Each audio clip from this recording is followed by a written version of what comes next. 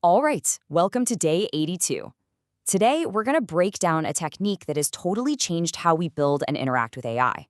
It's called reinforcement learning from human feedback, or RLHF for short. Have you ever had that experience with a large language model where 1 minute it gives you a brilliant, perfect answer, and the next you ask it something similar and the response is just completely useless? It feels like the model knows everything, but it just doesn't know how to be helpful consistently. So let's make that real. A raw language model on the left, here's teach me how to make a resume, and it just completes the sentence. It's basically playing a word association game.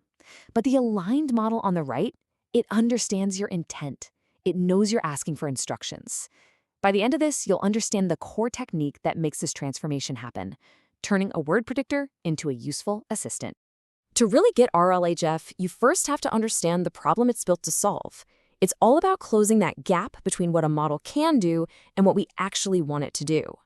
So what is it really? RLHF is a way to train an AI using human preference as a guide. It's for goals that are fuzzy and subjective. Things like be helpful or write with clarity. You can't just write a math function for be helpful, right? But you know a helpful answer when you see one. RLHF takes that human intuition and uses it as the training signal itself. The best way to think about this is with an analogy. Imagine a large language model is like a student who has literally read every single book in a massive library. After reading all those books, which is basically the pre-training phase, this student has an incredible amount of knowledge, but they have zero judgment.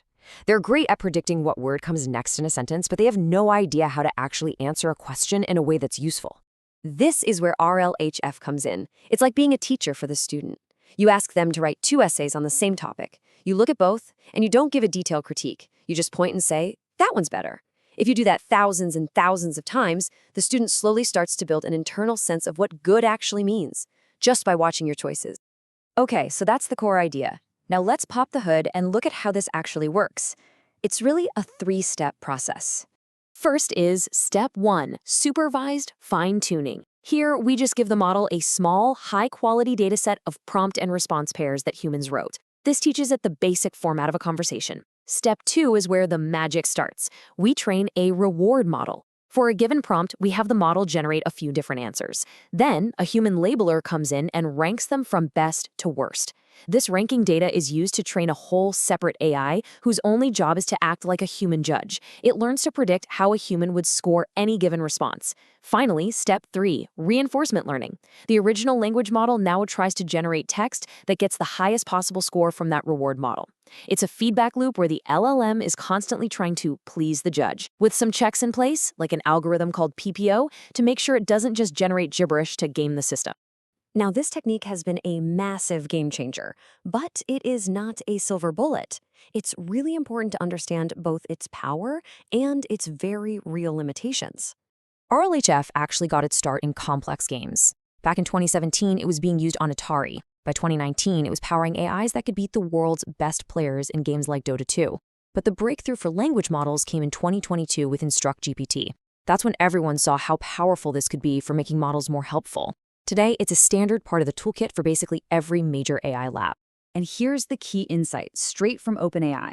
They said RLHF unlocks capabilities that GPT-3 already had. Think about that. It's not adding new knowledge. It's not putting more books in the library. It's just teaching the model how to access and present the information it already has in a much more useful way. But the method has some big challenges. First, it's expensive and slow. You're paying people to sit there and rank thousands of responses. Second, human judgment is subjective. What I think is a good answer, you might not. This leads to the third problem, bias. The model learns the subtle, implicit biases of the small group of people who trained it. And finally, human raters are fallible. They can make honest mistakes or even provide bad feedback. So if you remember just one thing, let it be this. RLHF teaches an AI to be helpful by training it to chase one simple goal: generate the kind of responses that humans tend to prefer. This leaves us with a really critical takeaway.